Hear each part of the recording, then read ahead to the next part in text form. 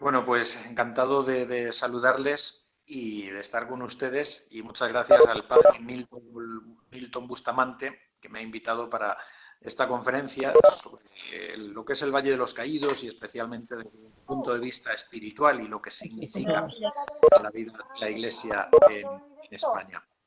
¿De mí qué voy a decir? Pues soy un monje benedictino, actualmente prior administrador, es decir, superior de nuestra abadía de la Santa Cruz del Valle de los Caídos, fundada en el año 1958. Llevo 5 años ahora al frente de la abadía e ingresé ya con cierta edad, con 30 años. Había estudiado previamente y dado clases de historia como profesor, había estudiado en la Universidad Complutense de Madrid y fui profesor luego en la Universidad Católica San Pablo CEU de Madrid. Soy natural de Madrid, del año 1972, camino de cumplir los 49 años en enero, si Dios quiere.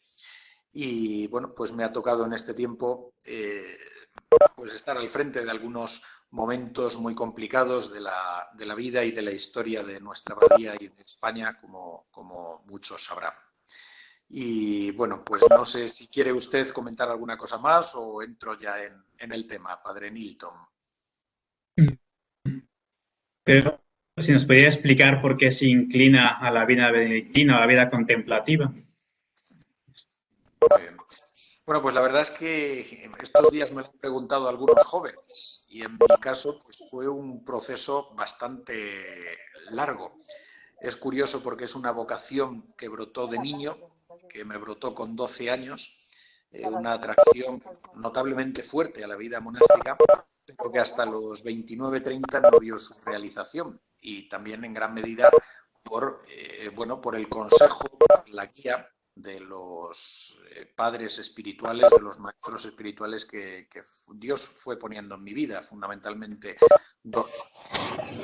A los 12 años, bueno, yo conocía ya de niño un monje de aquí, de esta abadía, el padre Manuel Garrido, porque era amigo de mis padres, nos conocíamos desde hacía muchos años, ellos eran amigos, y esa amistad pues me llevó a conocer la abadía. Pero es curioso que no me había llamado la atención hasta que a los 12 años tuve ocasión de viajar a un monasterio cisterciense, de monjas cistercienses en La Rioja, el monasterio de Cañas, el lugar donde nació Santo Domingo de Silos.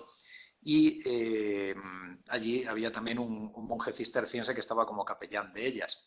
Bueno, pues el hecho de esta visita y de conocer el estilo de vida de las monjas cistercienses y todo lo que ellas comentaban acerca de la regla de San Benito, de su vida, el verlas allí con la reja, el tratar con el padre Félix, que era el cisterciense que estaba como capellán de ellas, pues todo aquello me impactó profundamente.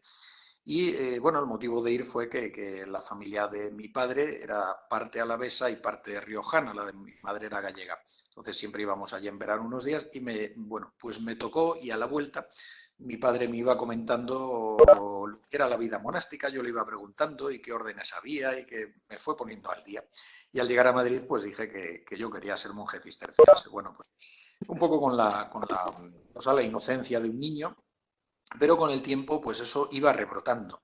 También pasé, pues como decimos en España, una edad del pavo prematura, también muy enamoradizo con las chicas, pero a los 14 rebrotó aquello y luego a los 18 volvió a rebrotar una inclinación muy fuerte hacia la vida religiosa, más concretamente hacia un estilo de vida más mendicante, más de los frailes mendicantes, dominicos, franciscanos, agustinos, sobre todo porque al conocer en COU, lo que hoy es en España, segundo de bachillerato, la filosofía de San Agustín y de Santo Tomás, aquello me entusiasmó y me entusiasmó el espíritu de aquellos religiosos que unían la oración a el afán por el estudio, para la predicación, para la buena doctrina.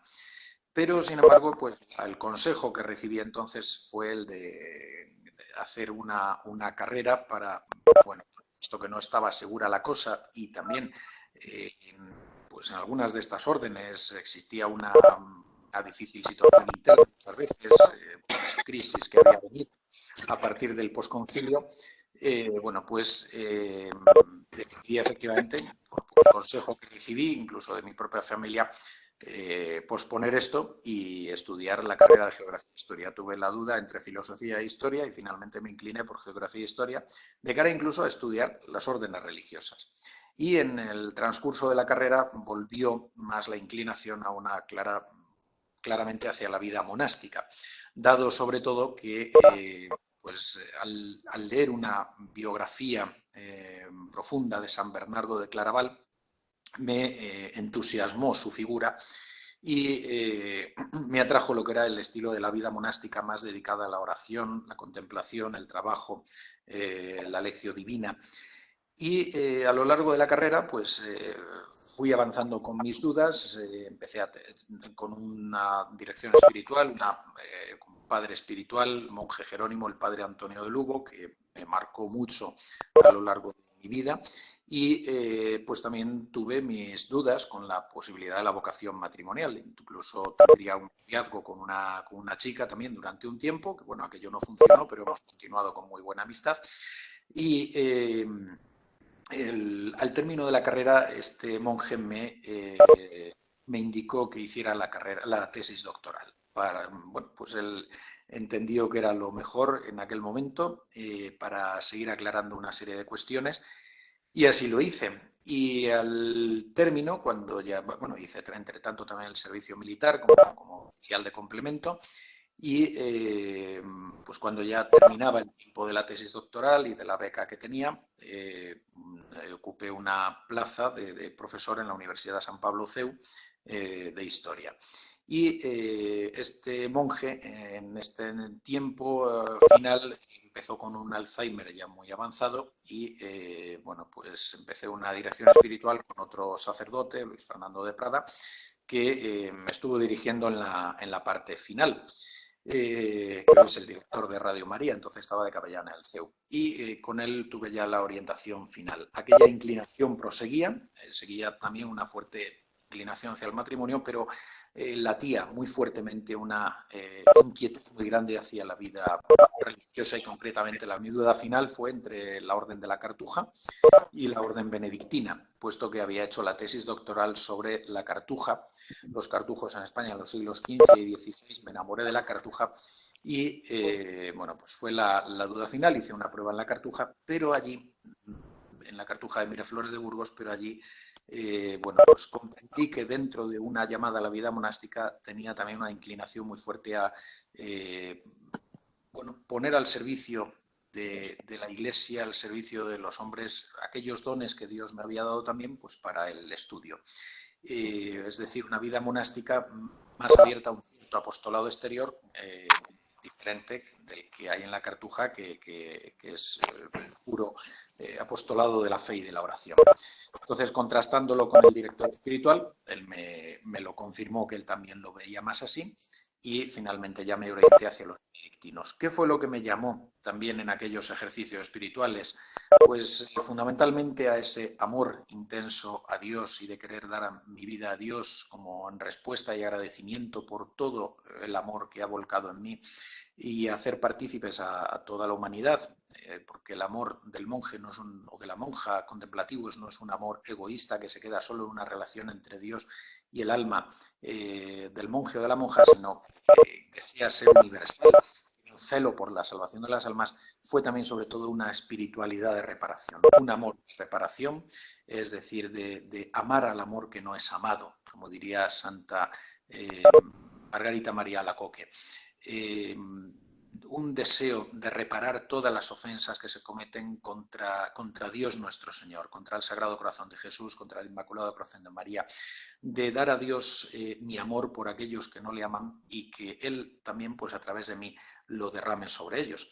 Eso fue lo que me motivó fundamentalmente, el deseo de un abrazo intenso, profundo a Cristo en la cruz, donde pudiera estar presente toda la humanidad y toda la Iglesia, llevando a Cristo el amor de los que le aman y también supliendo esa falta de amor de los que no le aman, para que Él a su vez también pues misteriosamente derrame sobre los hombres todo su amor. Eso fue el camino, como digo, pues un camino que aunque comenzó pronto, a los 12 años, pero tardó tiempo en dar forma definitiva.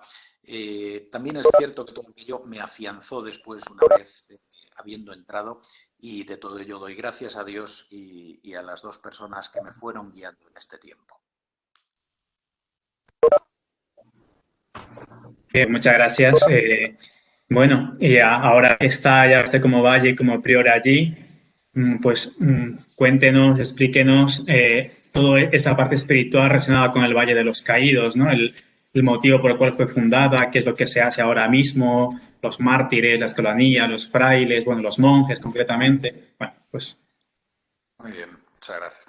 Bueno, pues el Valle de los Caídos nace posteriormente a la Guerra Española de 1936 al 39, nace a partir de un decreto del jefe del Estado, de Francisco Franco, del año 40, y a partir de ahí se va gestando en una serie de documentos y se va perfilando cada vez más la idea de construir un monumento en recuerdo de todos los caídos en la guerra, de uno y de otro bando, del bando nacional y del bando republicano, porque cada vez más se va a ir orientando también en un sentido de la reconciliación. Y aquí viene uno de los puntos fundamentales en los que el Valle de los Caídos tiene una vertiente teológica y espiritual que nace de la idea cristiana de la reconciliación.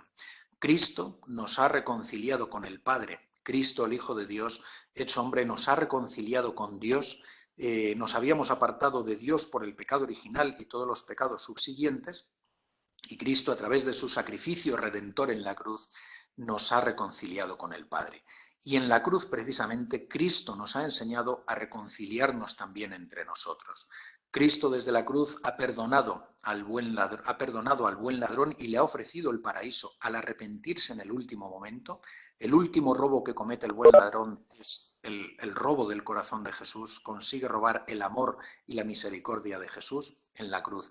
Y Jesucristo nos enseña también a reconciliarnos entre los hombres, porque Él mismo pide para el Padre el perdón sobre aquellos que son sus verdugos. Padre, perdónales porque no saben lo que hacen. Por eso, después de una guerra entre hermanos, de una guerra que ha dividido a España, se hace necesaria una reconciliación entre esos hermanos que han estado enfrentados, y esto realmente se concibe que solo puede hacerse al pie y a la luz de la cruz de Cristo, que nos ha reconciliado con Dios y nos ha enseñado a reconciliarnos entre los hombres. De ahí, por lo tanto, que además la cruz que ha marcado la historia de España, la historia de Europa, la historia de la cristiandad, la historia de una gran parte del mundo, se entiende como este símbolo de paz y este símbolo de reconciliación, este signo que ha marcado en la historia de toda la cristiandad hispánica, europea y universal, y que por lo tanto arraiga en nuestro suelo. Una cruz que nace del centro de España, donde también una comunidad religiosa, que finalmente vinimos monjes benedictinos, elevase el sacrificio diario de la misa, que es el mismo sacrificio redentor de Cristo en la cruz, que se renueva, se actualiza en el altar cada vez que se celebra la Santa Misa, pues que desde aquí, desde este lugar, desde esta basílica, desde esta iglesia metida dentro de la tierra y con una cruz en su cumbre, una cruz gigantesca, monumental en su cumbre, se elevase este sacrificio de la misa como perpetuación del sacrificio de Cristo en la cruz, como actualización de él, ofrecido especialmente por la paz en España y por las almas de todos los caídos en España, de uno y de otro bando, que si un día estuvieron enfrentados, se pide que hoy ya puedan gozar todos ellos de la gloria celestial, y que ellos también por su mediación nos alcancen la paz de Dios. Esta es la idea fundamental del Valle de los Caídos. Esta idea de la reconciliación tiene una triple dimensión, por lo tanto. Una dimensión, por una parte, espiritual, por una parte también, por otra parte, de hermanamiento entre caídos de uno y de otro bando, y una tercera, temporal. Fueron las tres líneas fundamentales. La dimensión espiritual en gran medida la he señalado, con la presencia de una comunidad religiosa que orase por la paz en España, para que una guerra así no se volviera a producir, y que orase también por el eterno descanso, por la gloria, para que participaran de la gloria celestial las almas de todos los caídos de uno y de otro bando, tanto enterrados aquí como en otros lugares de España. Esta comunidad religiosa en un inicio no se pensó que fuera una comunidad benedictina y ni siquiera monástica. No había claramente una tendencia hacia una, hacia otra. Fue después cuando más bien bueno, fue gestando a partir del año 55 aproximadamente cuando se pensó en los benedictinos, primero se pensó en los monjes de Montserrat, finalmente vinimos de la abadía de Santo Domingo de Silos. ¿Por qué finalmente los benedictinos? Bueno, pues porque enlazaba en gran medida con la tradición cristiana de la cristiandad europea y en gran medida también con una liturgia solemne para dar culto solemne a Dios nuestro Señor. Esta comunidad benedictina, de hecho, pues se hizo cargo desde muy pronto para solemnizar la liturgia de una escolanía. Lo mismo que en Montserrat de Barcelona hay una escolanía, también se pensó para el Valle de los Caídos. Una escolanía de niños cantores, de la que luego comentaré algunos aspectos que creo que son de un gran interés por la obra cultural y social, además de religiosa, que se realiza a través de ella. Una dimensión también de hermanamiento, con la presencia de restos de caídos de uno y de otro bando, sepultados en las capillas laterales de la basílica, las dos grandes capillas laterales del sepulcro y del Santísimo, y las 6 capillas laterales dedicadas a diversas advocaciones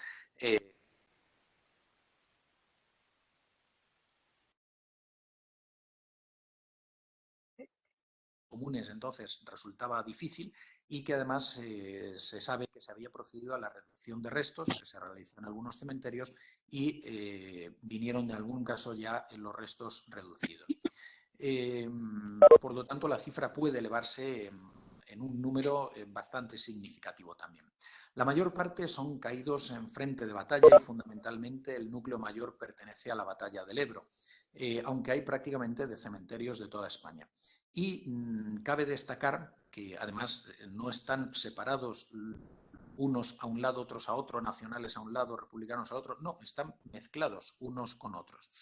Y son 57, son beatos mártires, mártires de la fe, que fueron asesinados, fueron martirizados por no renegar de la fe y que murieron además perdonando a sus verdugos. De estos 57 beatos hay que añadirles un número en este momento creo que son ya 18 siervos de Dios que se encuentran en proceso de beatificación y a los que hay que añadir otros cuyos procesos de beatificación se pueden abrir pronto.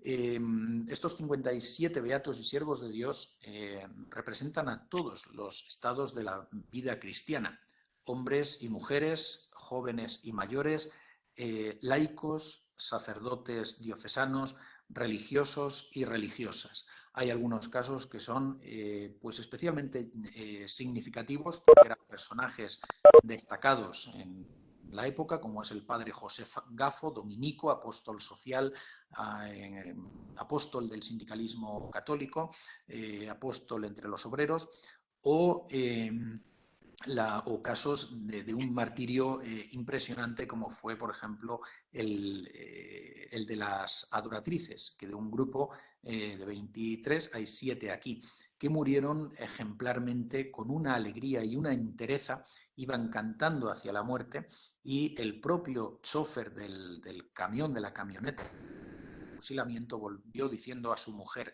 dice, qué mujeres, cómo morían, eran adoratrices, morían cantando, morían alegres, qué mujeres, eran adoratrices, dijo. Bueno, pues hay casos así y otros muy significativos también de sacerdotes de la diócesis de Almería, por ejemplo, de los cuales es en este momento el núcleo mayor, que son 20. Bueno, todos estos caídos, como digo, están sepultados a uno y a otro lado, y nosotros diariamente, los monjes de esta abadía, oramos por todos ellos, tanto en la Santa Misa, y siempre una intención de misa está destinada a orar por la paz en España y por las almas de todos estos caídos, tanto sepultados aquí como en otros cementerios de España o en otros lugares. y por lo tanto están permanentemente en nuestra oración. Y la tercera dimensión, decía, una dimensión espiritual, una dimensión de hermanamiento y una dimensión temporal. Como era consciente de que buena parte de los orígenes de la guerra habían tenido una motivación de tipo económico-social, laboral, de injusticias sociales, problemas laborales, desajustes económicos, diferencias y dientes entre ricos y pobres que habían gestado toda una tensión social que había engendrado en gran medida las tensiones que condujeron a la guerra, para evitar que una guerra así se volviera a producir, se quiso constituir el Centro de Estudios Sociales, que está dentro de lo que es también la hospedería, y allí sigue la biblioteca, y allí sigue una actividad mínima que mantenemos, puesto que la financiación para ello ya hace muchos años que se suspendió en los años 80, con la idea de que desde la inspiración de la doctrina social de la Iglesia se pudiera estudiar la realidad social y económica de España para procurar un futuro de paz y de justicia social en España. Que una guerra como la que había sido del 36 al 39 no se volviera a producir nunca más. Esta es la idea del Valle de los Caídos, es poner fin a la guerra de esta manera, con esa dimensión espiritual de oración, con esa dimensión de hermanamiento y con esa dimensión temporal de búsqueda de la paz y de la justicia social. La comunidad benedictina vino en el año 58. Como digo, la idea de que las obras duraron entre 1943 aproximadamente, 42-43, aunque el primer decreto es del año 40, pero hasta que se van dando todos los pasos, prácticamente es a partir del año 42 y más bien 43 cuando se comienzan las obras de construcción. Hasta 1950 trabaja como encargado de las obras como arquitecto Pedro Muguruza, y le sustituye luego a partir del 50 hasta el 58 su discípulo Diego Méndez por enfermedad de su maestro, que moriría 2 años después. Nosotros vinimos ya, bueno, pues con la obra prácticamente terminada, digamos, y la idea de los benedictinos fue más bien tardía, y en concreto de la abadía de Silos. Prácticamente ya fuimos del año 56. En el 58 vinimos por un convenio con el Estado español, un convenio a 2 partes, en el que asumíamos toda una serie de deberes dentro de lo que era la fundación de la Santa Cruz del Valle de los Caídos.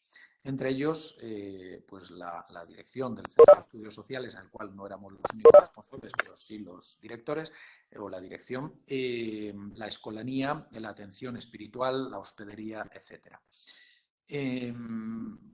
Nosotros, como benedictinos, y así lo señalaron los papas Pío XII y San Juan XXIII, que dieron sus documentos para la constitución de la abadía, la constitución canónica de la abadía de Santa Cruz del Valle de los Caídos en 1958, y en 1960 para la elevación de la iglesia abacial a la categoría de basílica menor, nosotros desarrollamos una vida orientada, definida fundamentalmente por la oración, por el trabajo, por la lección divina, la lectura espiritual bajo la guía del Espíritu Santo y engarzada con la oración, y el trabajo y el estudio. Una de las labores fundamentales que se nos encargó, además de la atención de grupos que vinieran a la hospedería y los ejercicios espirituales que de hecho impartimos aquí, fue también la dirección de la escolanía. La escolanía cumple una función fundamental, esencial dentro de la basílica, dentro del valle.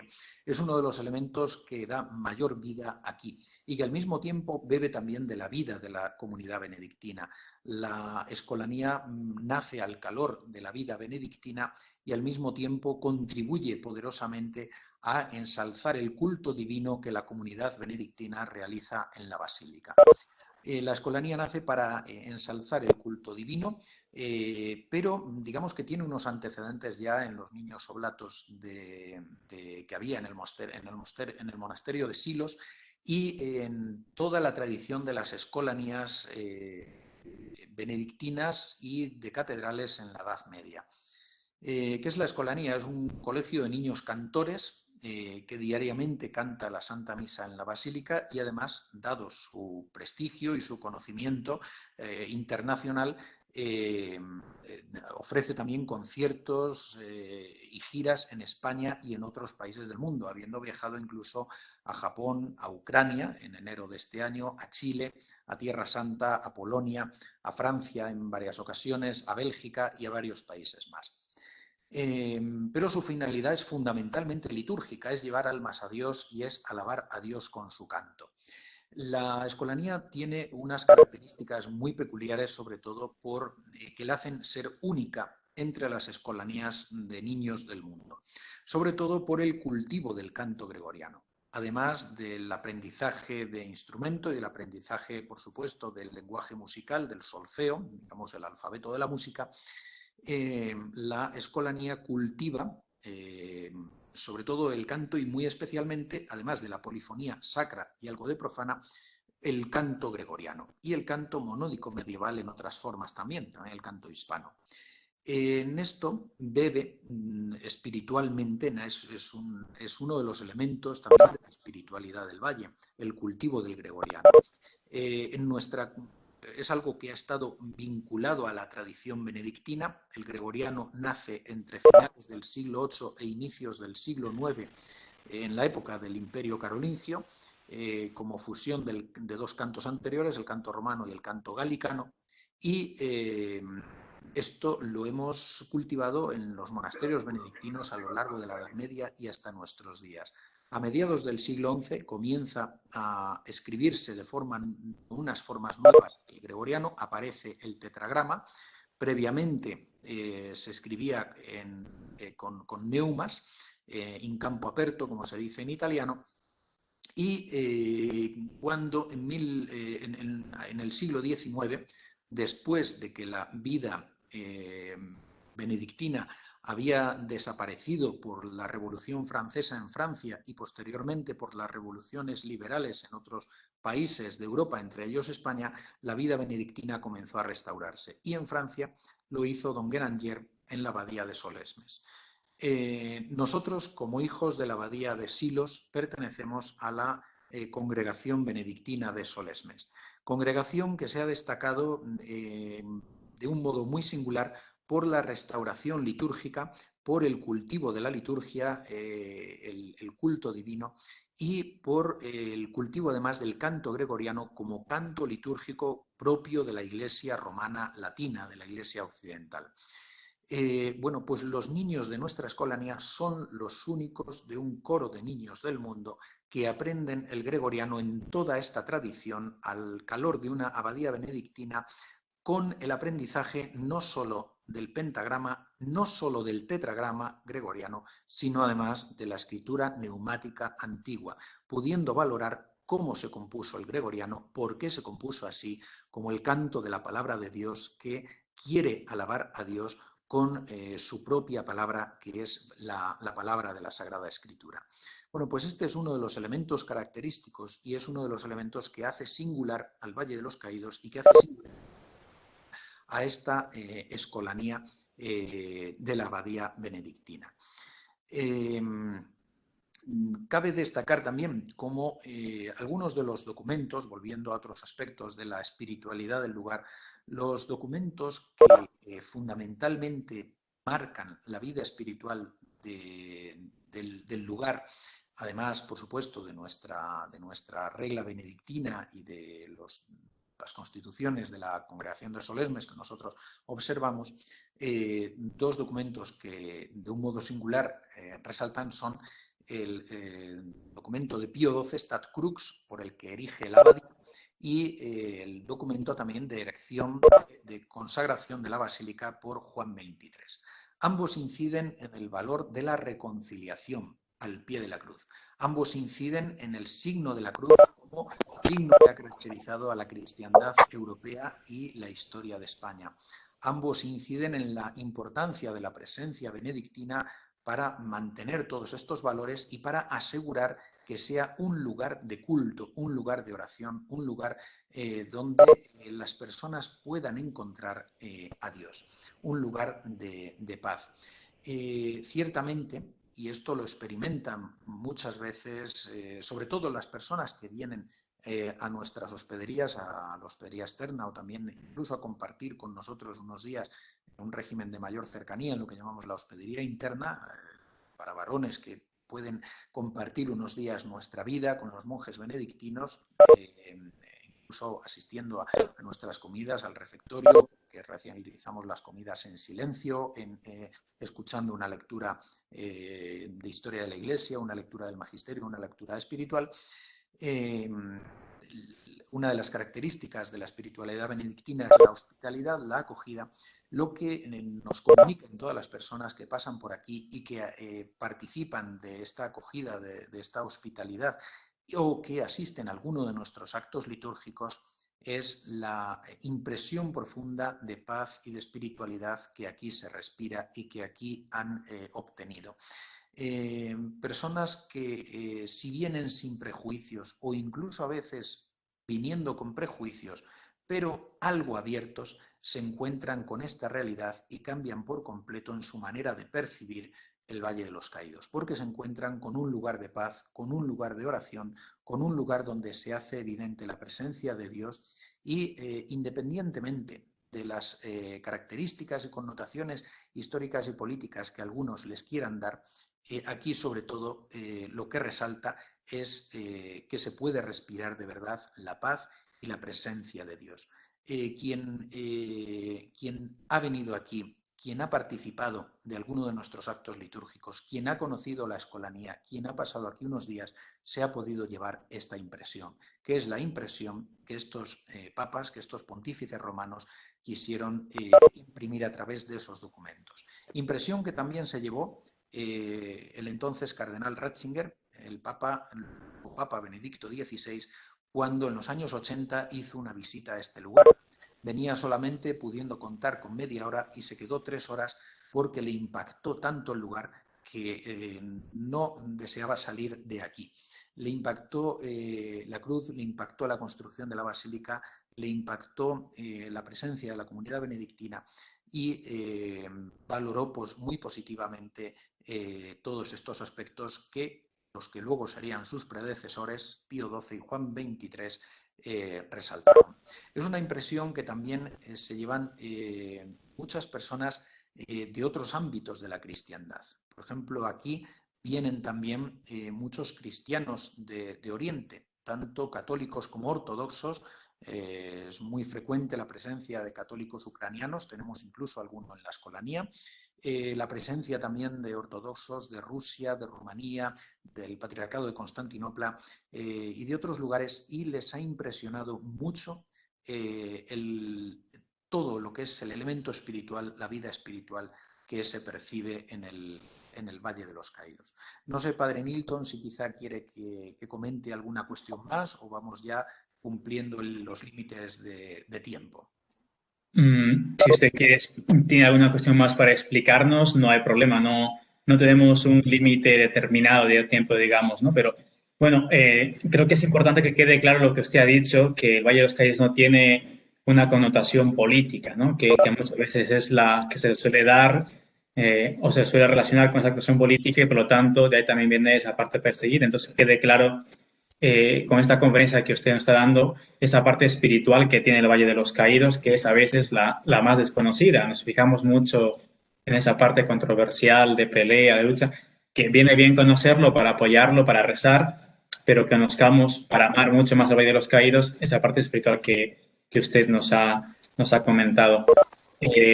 Padre, en cuanto a la relación litúrgica que usted nos ha manifestado, que tiene la escolanía, no ensalzar el culto divino, con el canto gregoriano concretamente, ¿qué nos puede aconsejar en general a nosotros y a los fieles laicos también en cuanto a la liturgia, ¿no? ¿Nos podía hablar un poquito más del canto gregoriano o de la dignidad litúrgica que muchas veces se pierde y sobre todo ahora pues se está cometiendo muchos abusos? Ya no hablo con referencia solamente a la imposición de la comunión en la mano, sin dejar en libertad al fiel muchas veces acumular en la boca de rodillas, como el cielo desee, sino que se impone. Pero aparte de eso también esa parte de cuidar la verdad, como podemos apreciar en el Valle de los Caídos, con la escolanía, que realmente eso es como estar en el cielo. Con el canto gregoriano, ¿no? Que eleva el corazón a Dios. En cambio, otros cantos, pues quizás de guitarras, panderetas y bombos, lo que hacen es mover el cuerpo y no mover el corazón hacia Dios. Si nos puede aclarar un poquito más sobre este tema. Sí, efectivamente, la liturgia es digna de ser cuidada y hay una relación entre Dios y el hombre eh, para pedir a Dios lo que se necesita, para rendirle el culto que se le debe, para darle gracias por todo lo que se recibe de él. Y con todo el profundo contenido espiritual que esto conlleva y con que debe hacerse y el cuidado en los ritos, en los símbolos, que simbolizan verdaderas acciones eficaces de la gracia, como son los sacramentos, muchas veces lo que acaba siendo, lo que decía usted, ¿no? Pues él decía, es la autocelebración de una asamblea que se celebra a sí misma, donde el sacerdote al final se convierte en un animador de una asamblea, se convierte la idea solo de un banquete, de una celebración festiva, pero de un grupo que se está celebrando a sí mismo, y el sacerdote se convierte pues, en un protagonista allí que hace una obra un poco teatral. No, la liturgia es mucho más que esto, evidentemente. La liturgia es el culto debido a Dios, es llevar a cabo el ejercicio mismo del sacerdocio de Jesucristo. Y de un pueblo sacerdotal, el sacerdote ministro, en representación de todos ellos, intercede de un modo especial ante Dios por el pueblo y transmite también, se convierte en transmisor, de intercesor para la acción de la gracia. Entonces, el cuidado de todos los signos, de todos los símbolos, de todos los simbolismos que tiene la liturgia, que es muy rica, cada signo tiene un profundo significado espiritual, un profundo significado teológico, hay que cuidarlo también en sus formas. Y tiene que ser algo que eleve el alma hacia Dios. Realmente, la liturgia, y de un modo especialísimo la Santa Misa, es lo que los cristianos de Oriente tantas veces dicen, es el cielo en la tierra. Ha habido padres de la Iglesia, orientales de la Iglesia griega, que han definido a veces la liturgia como, especialmente la misa, ellos muchas veces también le llaman la divina liturgia a la celebración eucarística, la celebración de la misa, ¿no? Que es la celebración de San Juan Crisóstomo, por ejemplo, la liturgia de San Juan Crisóstomo, el rito bizantino. Dicen la liturgia, la misa, es el cielo en la tierra, y es hacer partícipes a los hombres de la tierra de un anticipo de lo que ya será la celebración eterna del cielo, participando de ella con los ángeles y con los santos, alabando continuamente a Dios y gozando de su presencia. Esto es. Y la liturgia también, la Santa Misa, debemos recordar de un modo muy especial, es también esa renovación, esa actualización del mismo sacrificio redentor de Cristo en el Calvario, en la cruz, intercediendo por todos nosotros, salvándonos a todos nosotros, que se ofrece él mismo como sacerdote, víctima y altar a Dios Padre para alcanzarnos el perdón y la misericordia, para alcanzarnos la filiación divina, el ser hechos hijos de Dios en él, que es el verdadero Hijo de Dios. Es además también la celebración de la resurrección, de la ascensión de Cristo, de todos estos misterios. La misa es esto, por lo tanto la misa es algo mucho más grande, la divina liturgia es algo mucho más grande que una simple celebración festiva entre amiguetes, es algo que hay que cuidar. Y el canto es fundamental. El canto tiene que ser un canto que eleve el alma.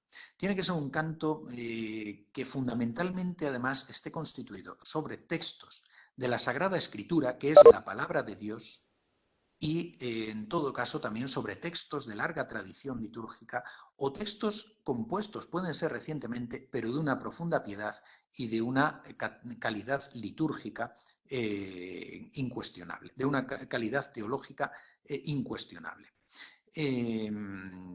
Porque no solo se trata de conservar, también se pueden ir construyendo nuevos textos, ¿no? o nuevas melodías litúrgicas, pero esto siempre se ha hecho, pero desde esa ortodoxia en lo doctrinal y desde una profunda piedad y espiritualidad.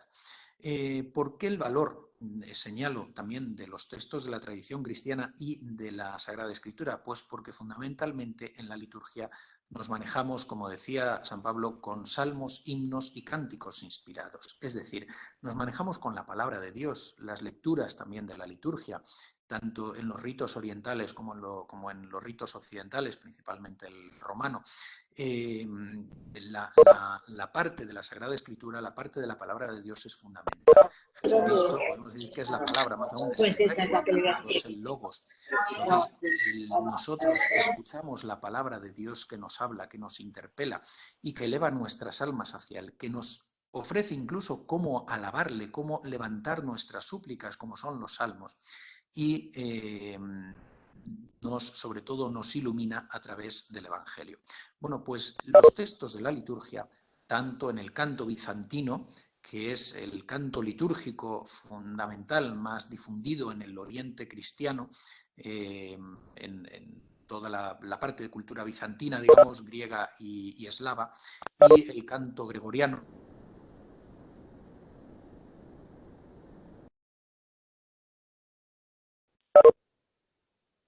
La voz. Ver lo bien construido que está cuando se conoce. No son autores conocidos en la mayor parte de los casos en las piezas gregorianas, porque el autor no busca su protagonismo, a diferencia de lo que hoy tantas veces sucede con los cantores de muchas parroquias. No busca su protagonismo, lo que busca es alabar a Dios con la misma palabra de Dios. Y el acento, que viene de azcantus, accentus, viene del canto. El por qué cada palabra en el gregoriano tiene su valor, porque es palabra de Dios. Y en cada una de ellas, la acentuación y el valor que se da al acento y a la palabra tiene un valor singular porque se está cantando palabra de Dios. De ahí, por lo tanto, que es una pena que hoy se desconozca esto. Cuando uno va penetrando en la maravilla del gregoriano, y lo mismo para el canto bizantino oriental, que lo conozco menos, pero bueno, algunas nociones también he podido ir adquiriendo a través del contacto con comunidades cristianas orientales en España, es una maravilla lo bien constituido que está.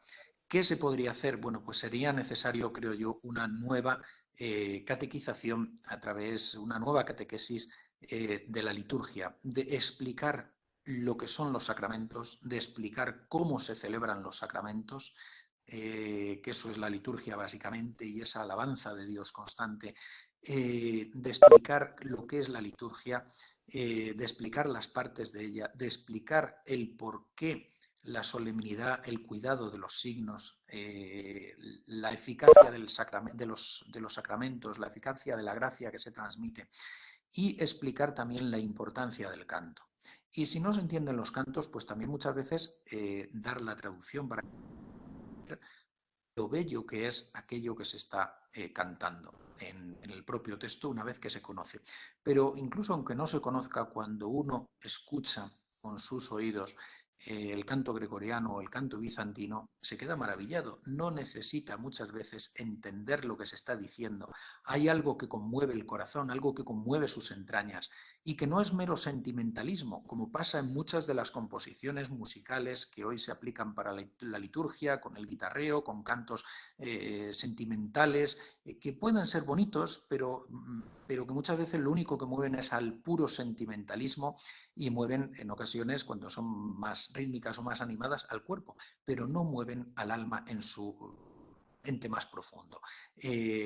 Un canto litúrgico profundo conmueve el alma y eleva al alma a alabar a Dios. Y esto es lo que hace que muchas veces pues, la gente que escucha, por ejemplo, a nuestra escolanía en la basílica o en los conciertos, aunque no entienda lo que estén cantando, porque lo estén cantando en latín, sin embargo, se echan a llorar y aplauden y se maravillan de lo que están escuchando.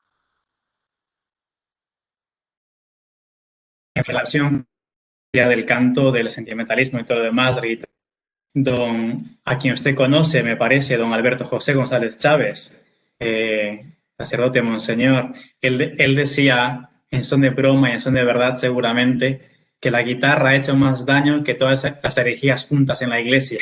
Dice de Bueno, broma, ¿no? la guitarra es un... Puede ser la guitarra española, la guitarra clásica es un instrumento muy digno y la propia guitarra eléctrica tiene un sonido muy bonito, ¿no?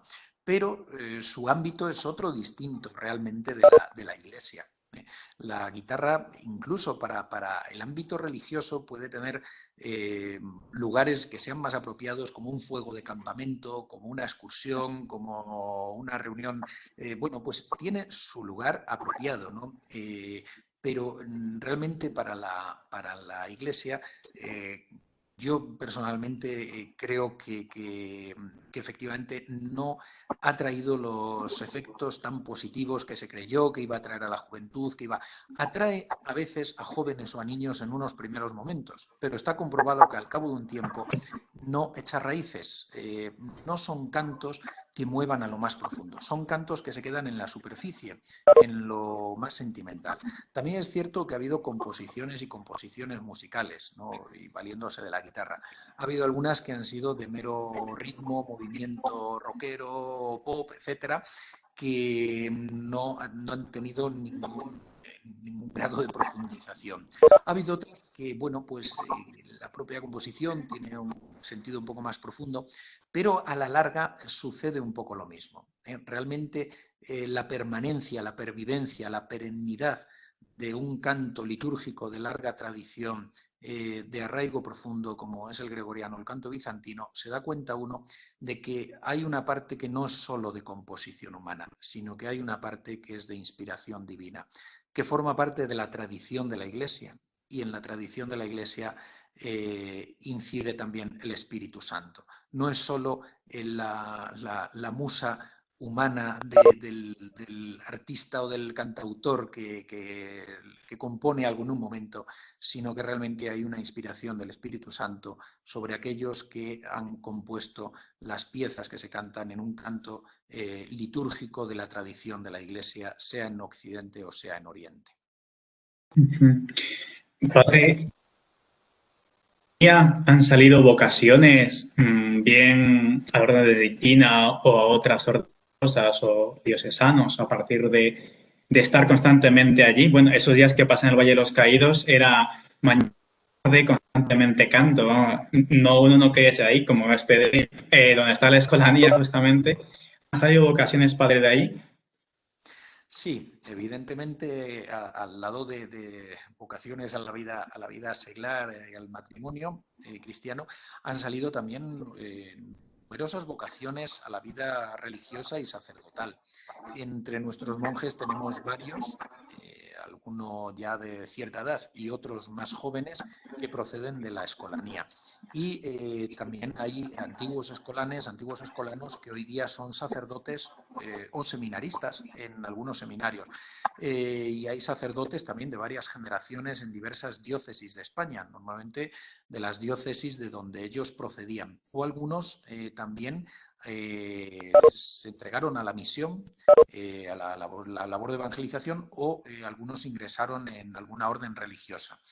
De algunos hemos tenido un seguimiento más próximo y siguen más en contacto con nosotros, otros menos, pero conocemos también pues, que han sido vocaciones que en buena parte comenzaron aquí o han visto aquí las raíces del comienzo de su vocación. Y en este momento lo que estamos también haciendo es, puesto que la educación aquí se cortaba a los 14 años por el tema del cambio de voz, pero además canónicamente la escolanía también es un seminario menor y aunque no estuviera primariamente o en un sentido prioritario orientado a las vocaciones, pero tampoco se descartaba, pues bueno, ya que canónicamente además lo es, tratar de fomentar también que puedan continuar algunos chicos después de los 14 años para que, bueno, pues si Dios les concede entre tanto o anteriormente, y pueden ir desarrollando la vocación, sea una edad bonita en la que se puede cultivar dentro siempre de una de libertad, pues de la libertad de los hijos de Dios, de ir viendo su camino, la voluntad de Dios y si es su camino o no, pero que se pueda cuidar y cultivar aquí mismo. Entonces, llevamos unos años que vamos prolongando los cursos superiores para algunos chicos que pueden tener estas posibilidades vocacionales. En este momento llegamos ya hasta primero de bachillerato, ha sido el primer año que hemos introducido primero de bachillerato, hemos añadido estos años tercero y cuarto de educación secundaria y ahora vamos ya en la línea de ampliar a bachillerato de tal manera que pueda haber una continuidad desde los 14 hasta los 18 años. Si algunos de ellos después, pues, bendito sea Dios, desean ingresar en el monasterio y se considera adecuado el momento y la persona madura y ellos lo ven claro, pues bendito sea Dios. Si, bueno, pues si finalmente su vocación se decanta más bien por la vida secular y no es, pues bendito sea Dios también que se han seguido formando aquí como personas y como cristianos. Pero creo que era interesante alargar estos años. Es verdad que esos años no realizan la formación académica en la escolanía, porque esto es un colegio escolanía donde tenemos desde tercero de educación primaria hasta segundo de educación secundaria. Esos cursos superiores ya los realizan fuera del colegio de la escolanía, van a otro colegio cercano. Antes era en Guadarrama, una población cercana, ahora es en el San Lorenzo del Escorial, otra población cercana a cuyo municipio pertenecemos, y ya al mediodía pueden venir aquí, comer, proseguir con la formación musical, el tiempo de estudio y la formación espiritual y humana aquí. Estaba viendo que me parece que hay alguna pregunta, ¿cómo contactar? Bueno, se puede contactar a través de nuestra página web, que sería las www.valledeloscaídos.es, www.valledeloscaídos.es. Ahí hay incluso un contacto, un enlace para enviar un correo electrónico que viene dirigido a nosotros. Aun cuando entre ya la nueva página web, va a remitir va a remitir a los que prosigan con la antigua o con la nueva, van a remitirnos al mismo lugar también a las personas que quieran contactar. Nos preguntan también, padre, con qué frecuencia hay ejercicios espirituales en Valle de los Caídos. ¿Organizan con cada mes, cada 15 días y personas que quieran también ir allí a pasar unos días de retiro, ejercicios espirituales? Sí, no hay una frecuencia fija. Aproximadamente en estos últimos años estábamos teniendo, aunque ha habido momentos que cada mes, momentos que 1 o 2 al trimestre, ha podido variar un poco. En verano teníamos alguno e incluso hemos tenido alguno de algún grupito de sacerdotes en la hospedería interna también. El problema que tenemos en este momento es que por toda la crisis del COVID y especialmente en cuanto ha afectado a la hostelería y de un modo especial al sector de los hoteles, al sector hotelero dentro de la hostelería, tenemos la hospedería en este momento cerrada. Bueno, deseando reabrirla, pero es que en este momento las condiciones de apertura y los cálculos económicos de gastos y de ingresos, pues el abrirla supondría ahora mismo un problema pues bastante difícil de resolver económicamente, aunque estamos deseando abrirla. Entonces, en el momento en que se abriera, volveríamos de hecho con la actividad de los ejercicios espirituales. Igual que también en la hospedería hemos desarrollado muchas actividades culturales, jornadas sueltas, semanas, las semanas de estudios de canto gregoriano que se realizan todos los veranos durante una semana, ejercicios espirituales, meditaciones para un conocimiento también o desde una espiritualidad de la regla de San Benito, de la espiritualidad monástica, o también algunas sesiones y algunos pequeños cursos de doctrina social de la Iglesia. Todo esto en este momento lo tenemos, bueno, muy reducido, pues con actividades a lo mejor de un rato, vamos, quiero decir, de una mañana o de una tarde, porque el edificio pues está ahora mismo muy frío, pero bueno, deseando poder recuperar todas estas actividades y de un modo especial los ejercicios espirituales. A Dios gracias, se ve que ustedes van teniendo vocaciones, ¿no? E inclusive me lleva la sorpresa que muchos, no sé si la mitad o más de la mitad son relativamente jóvenes y algunos jovencillos para la vocación benedictina. Por todo esto que ha pasado ahora mismo, pues el Valle de los Caídos, ya hace unos años, sin querer seguramente les han hecho propaganda. Entonces han ido conociéndose mucho más, no solamente en España, sino en Hispanoamérica. Eh, a Dios gracias, se ve que tienen vocaciones, ¿verdad? Gracias a Dios, sí. Yo no sé si ha sido propaganda que no hemos buscado o sencillamente que Dios, en medio de toda la tribulación y de toda la prueba, pues nos ha querido bendecir así, en medio de este vivir la cruz que nos viene tocando vivir prácticamente desde la fundación, cosas que la gente no desconoce, y desde luego en los últimos años una cruz intensísima por motivos no buscados por nosotros, motivos ajenos a nosotros, pero que es una participación de la cruz y por lo tanto una dicha y un motivo pues de dar gracias a Dios, porque el participar de la cruz, el participar del sufrimiento de Cristo con un sentido redentor es motivo de gloria para el cristiano y motivo de alegría. Pero desde luego lo hemos entendido como una bendición de Dios no merecida, que nos regale estas vocaciones jóvenes. En este momento tenemos un grupo muy notable, creo que son 7, si no me equivoco, entre 20 y 30 años, que desde luego dan una vitalidad enorme al monasterio, y algunos otros jóvenes pues que también están llamando a las puertas, a lo mejor algunos no de un modo inmediato para entrar, pero sí que con una inquietud grande, por lo menos para dentro de un tiempo, ¿no? Si Dios quiere. Pues hay que estudiarlas, porque si toda vocación hay que estudiarla, que sea de Dios y que tenga una serie de cualidades para abrazar, por ejemplo, la vida sacerdotal, pues en una vida de comunidad y una vida tan especial como es la vida monástica, con mayor dedicación y delicadeza, ¿no? Pero gracias a Dios sí tenemos un grupo de jóvenes que desde luego además hace que la media de edad en este momento en la comunidad benedictina de la Santa Cruz del Valle de los Caídos sea mucho más baja, por ejemplo, que hace unos años más atrás, donde el grupo de mayores era notablemente mayor. En número también, bueno, pues esto se ha equilibrado mucho más, y es más, ahora es que casi el grupo de jóvenes hace, como decía usted, pues que casi sea más o menos la mitad, ¿no? Y de jóvenes, y luego pues los que estamos en la mediana edad, pues hace que en conjunto la comunidad esté notablemente rejuvenecida. Y lo vemos ante todo como una gracia, un don, un regalo, una bendición de Dios, porque además son un grupo de jóvenes que ha compactado muy bien entre ellos, que están con un ánimo y un entusiasmo magníficos, que además en unos momentos de dificultad como los que sufríamos, ellos se han decidido a venir y ellos se han decidido a perseverar aquí.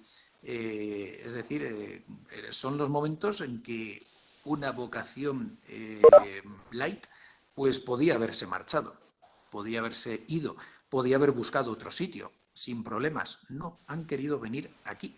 Y lo que decíamos, y no han venido por motivaciones políticas, como a algunos les gustaría pensar o desear. No, han venido buscando a Dios, donde han creído que aquí había autenticidad de seguimiento de Cristo, o que eso intentamos, ¿no? Dentro de nuestras deficiencias, nuestras limitaciones, que deseamos ante todo abrazar a Cristo y seguirle en el camino de su seguimiento y el abandono total en él, y el camino de la cruz, porque la identificación con Cristo que debe abrazar un religioso, y de un modo especial un monje, conlleva el camino de la cruz. Pues eso es lo que vienen a buscar: darse a Cristo por completo, entregarse a Cristo por completo, amar a Cristo por encima de todo. Eso que nos dice San Benito: no antepongan nada al amor de Cristo, no anteponer nada a Cristo. Eso que nos dice es lo que yo veo que gracias a Dios vienen buscando estos jóvenes en unos momentos de dificultad.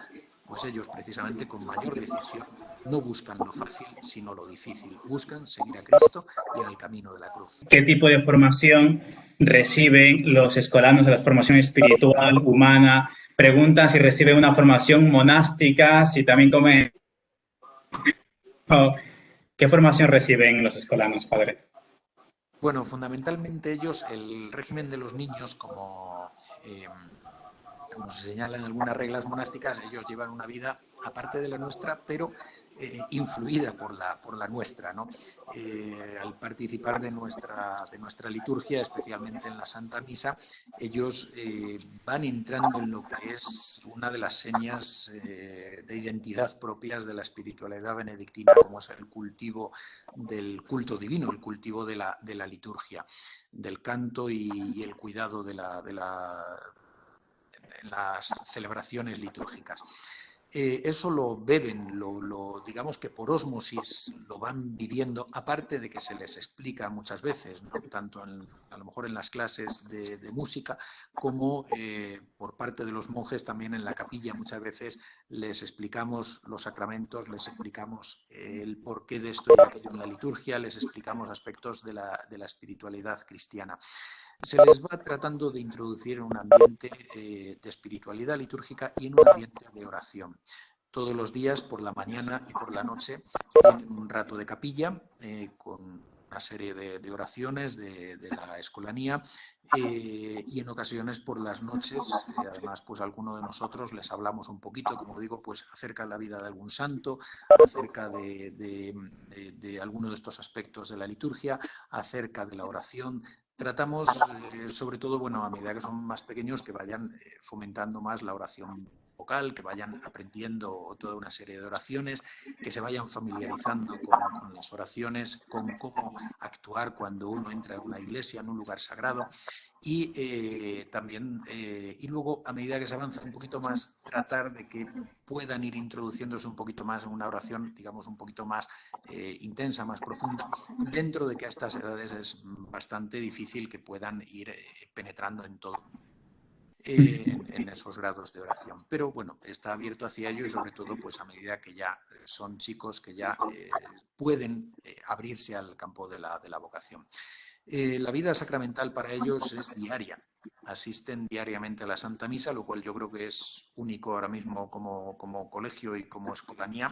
En las escolanías de España yo creo que es la única que tienen ahora mismo la misa diaria, no sé si la de Montserrat, en otras no, y participan de la Sagrada Eucaristía y pueden comulgar en ella y vivir la misa. Y además también se les anima, se les exhorta a la confesión frecuente, a recibir el sacramento de la penitencia o reconciliación con frecuencia también. Normalmente en la misma capilla de la escolanía o en la sacristía, pues es ahí donde se confiesan. A la capilla pueden acceder también, siempre que lo deseen, hacer visitas al Santísimo. También algún día a la semana tenemos exposición del Santísimo. Y bueno, pues algunas celebraciones especiales también. Hay tiempos litúrgicos como el Adviento, la Cuaresma. También se tienen algunas devociones especiales, un poquito para inculcarles el sentido de la espera en la venida del Señor, en el Adviento, por ejemplo, o el sentido también de la conversión en el tiempo penitencial de la Cuaresma, con una serie de propósitos que cada uno pueda hacer diariamente. Bueno, pues digamos que estos son un poco los aspectos fundamentales. A mí, uno de los hechos que me gusta más, uno de los elementos que me gusta más cuando ya van creciendo en los cursos superiores y en la preparación para la confirmación o en los chicos ya mayores, es poder salir al campo un día pues para retiro, unir un poquito algo de retiro, si es la mañana, o un poquito de retiro y convivencia, si es el día entero, pues aquí es que salimos y nos encontramos con el campo, ¿no? Con lo cual podemos alabar al Dios creador con San Francisco y con los santos monjes antiguos.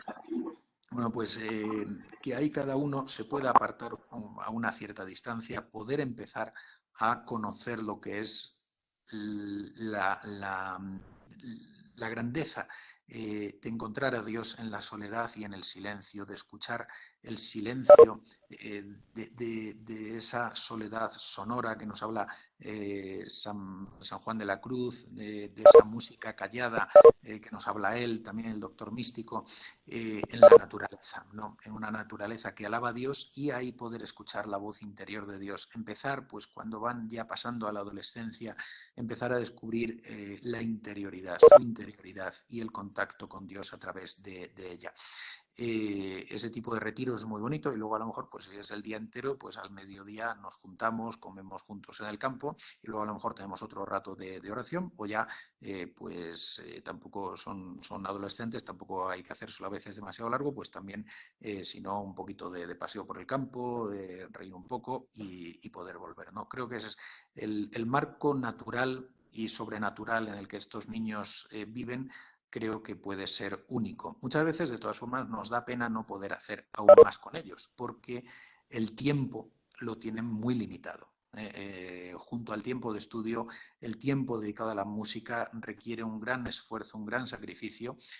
Son niños felices que aprovechan todo el tiempo que pueden para jugar, pero el tiempo muchas veces nos limita en no poder hacer toda una serie de actividades tanto lúdicas como devocionales y espirituales que nos gustaría desarrollar más con ellos. Para no quitarle más tiempo, solamente le quiero hacer dos preguntas. Una de ellas que nos han planteado es si en el Valle de los Caídos están enterrados de ambos bandos de la Cruzada del 36, ¿no? Y también han preguntado si hay beatos, mártires, aunque esto lo ha dicho, si quiere comentarnos algo sobre ello. Sí, muy bien. Bueno, pues recalcar esta idea que efectivamente hay caídos de uno y de otro bando. Son 33.700 y pico, no recuerdo ahora exactamente el número exacto, aunque la cifra real puede ser mucho mayor, y son tanto del bando nacional como del bando republicano. Están sepultados detrás de las capillas laterales, Santísimo y Sepulcro, y de las 6 capillas laterales de la Virgen que hay en las naves de la Basílica.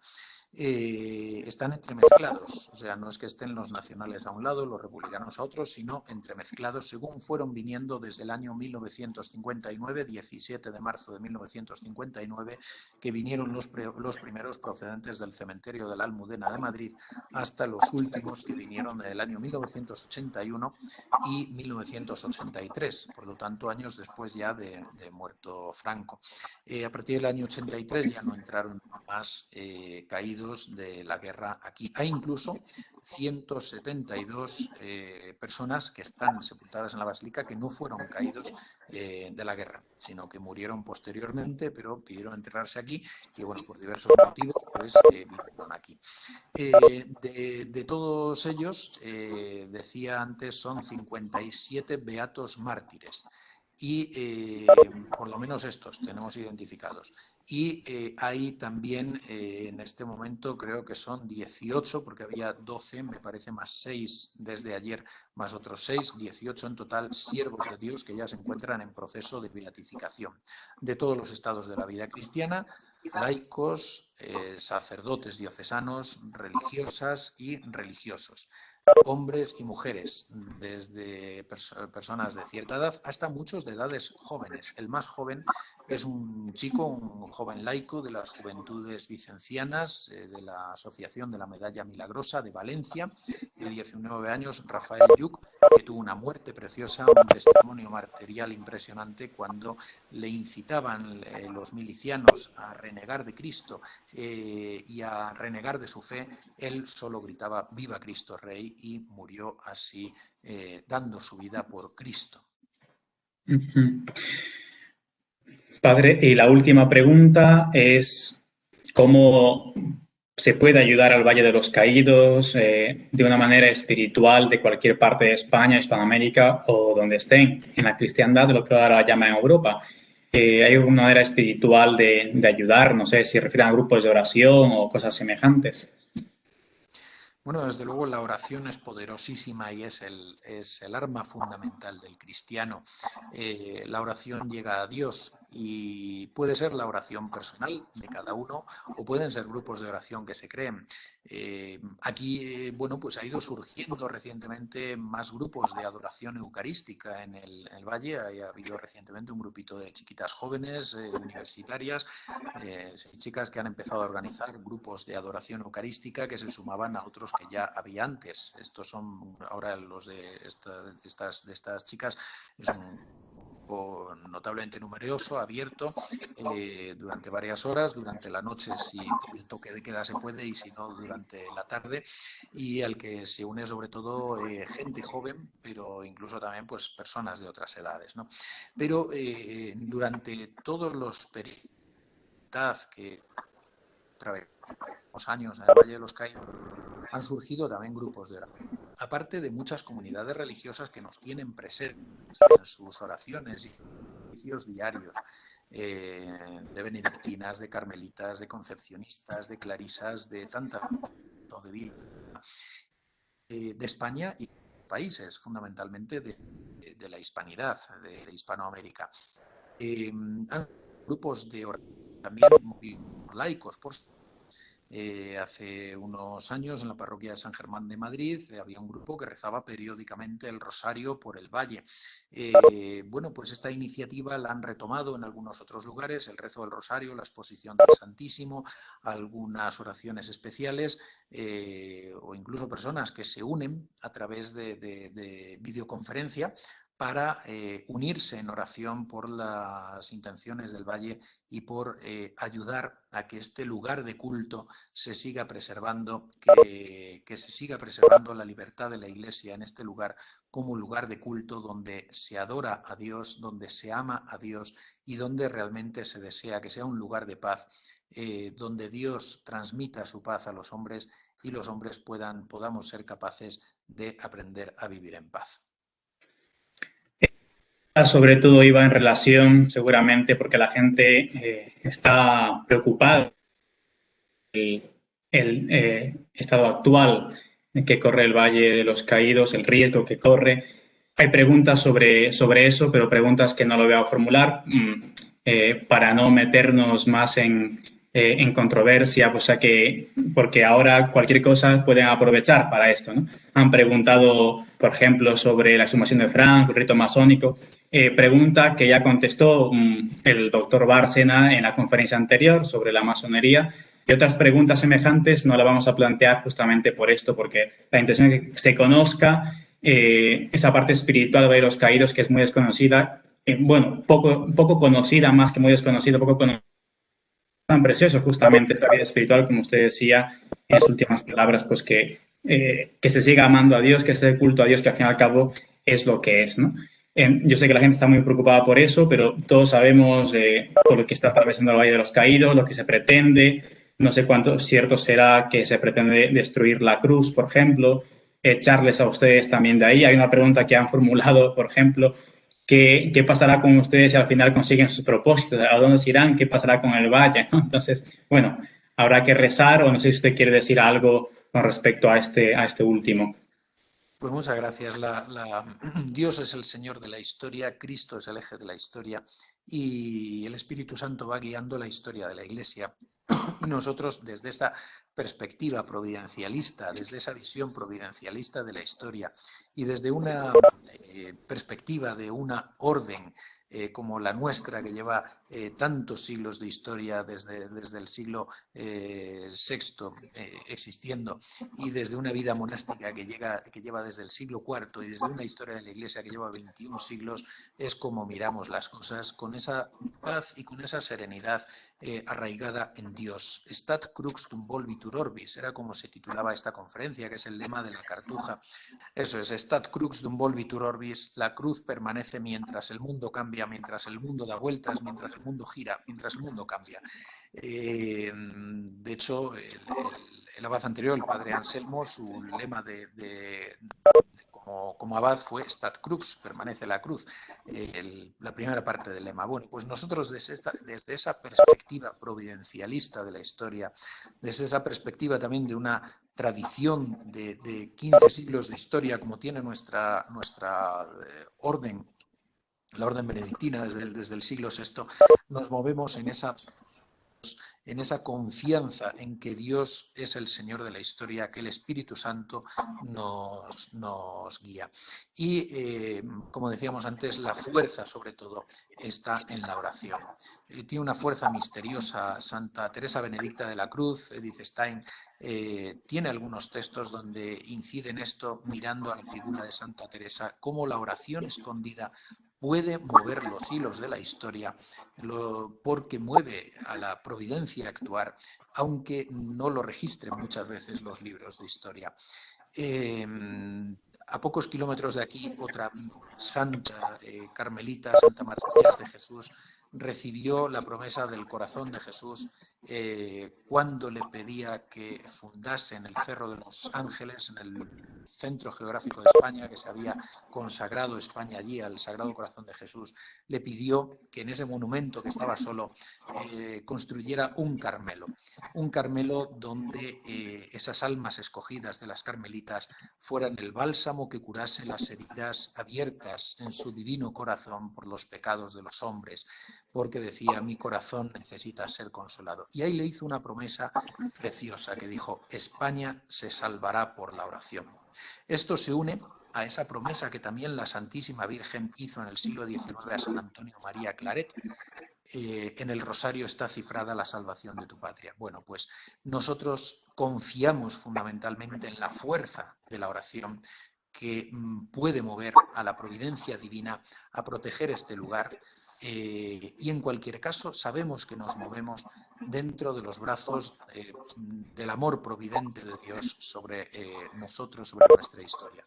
Pero confiamos en esa fuerza de la oración, que será sobre todo la que pueda salvar el valle, la que pueda salvar a España, la que pueda salvar al mundo y la que pueda hacer que la Iglesia, la esposa de Cristo, sea fiel a Cristo, su esposo, en medio también de tantas circunstancias de confusión que llevamos viviendo. Lo dicho, Padre, muchas gracias. Y esta cruz, la cruz permanece y hay que rezar por esta intención en todas partes. Pues muchísimas gracias por todo, Padre Nilton, y también muchas gracias a todos los que han estado en esta videoconferencia, y bueno, pues transmitirles también nuestra cercanía y nuestra oración. Gracias, Padre. Antes que usted nos dé la bendición, les recuerdo que la próxima conferencia, si Dios quiere, será el 27 de este mes. Es una entrevista a Monseñor Athanasius Schneider sobre cuestiones doctrinales, morales, litúrgicas de la Iglesia. Quien desea apuntarse me puede escribir o puede escribir al correo para que así continuemos nuestra formación espiritual, intelectual, que falta nos hace. Muchas veces muchos fallos o muchos errores espirituales, doctrinales, vienen por falta de formación. Padre, muchas gracias de verdad y le pido que nos dé su bendición.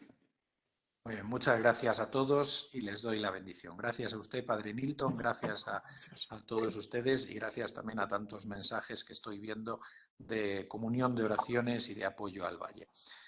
El Señor esté con vosotros. Y con tu espíritu. La bendición de Dios Todopoderoso, Padre, Hijo y Espíritu Santo, descienda sobre vosotros y os acompañe siempre. Amén. Amén. Pues muchas gracias por todo. Muchas gracias a usted.